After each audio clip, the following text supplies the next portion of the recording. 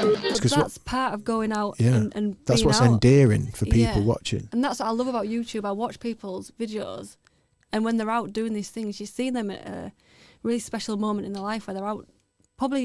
They've probably fallen into wild camping for a reason. They've been through something, or they've needed that escape, and then fallen in love with this other world that not a lot of people do venture into. And you're watching them out there doing that. I love that. I love sharing their videos with them. It is my YouTube, my favourite platform. That's why I loved Hayes' videos when I came across him, because he's got a similar kind of daft, silly, maniacal attitude that I have.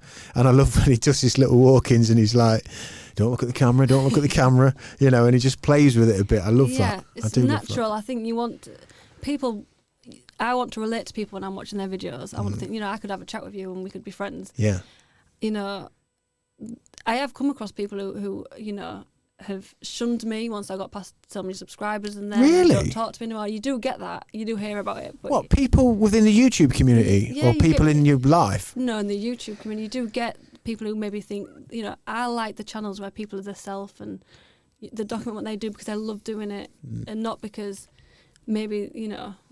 I just like people who are naturally themselves. Yeah. No matter what, not trying to tick boxes and please the people. Please everyone. Yeah, like I know that fires are controversial, but I enjoy a fire as long as I make it safe. I know I'm doing it safe and I'm doing it in the most respectful way possible. I like going out and having a fire. And it was one of the keys to us arriving where we are today. You know, which is what I say to people. It's been really useful. Yeah. So, you know, like, you can't please everyone. I don't go out there to please everyone. I think I'm just going to experience what I'm experiencing and hopefully people enjoy watching them. Oh, totally. And that's why I think you got a strong following, because what works. And that authenticity is what will always shine through no matter what, you know. I think it's important. I watch a lot of people on YouTube and they're the people I gravitate towards. Not maybe so much the ones that, you know, are as relatable. Yeah. Of course, yeah, because it's that relatability that makes us feel, I don't know, I think we're all suffering some kind of mad... It's difficult being a human, full stop. So difficult. We're saying that as white people living in Great Britain, right? It's not a privileged thing. It's not, you know, don't care who you are, where you are. There's a fucking lot to consider. How lucky you are. Like, if you really stop and think about how lucky you are that your hands and your feet and your ears and your eyes all work. 100%. If you were to think about that long enough, you could feel guilty about that because someone up the road is in a wheelchair. My dad's in a wheelchair. My brother got testicular cancer at 15 years old. You know, there's people who are, you know, if you think about these things long enough, it's miraculous to just... And I always think, like, one of my best friends at the moment is battling cancer.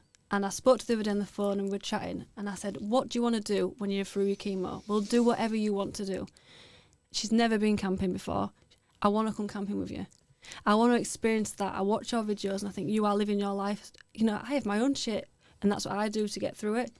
And she's looked at that and thought, I've never, and I've just realised how short life is. So when I'm feeling better and I'm stronger, please take me camping. And that I thought that's amazing that you've looked and thought, you know, that's an experience that I want. So everything else that she maybe thought mattered before, it feels insignificant. It doesn't matter anymore.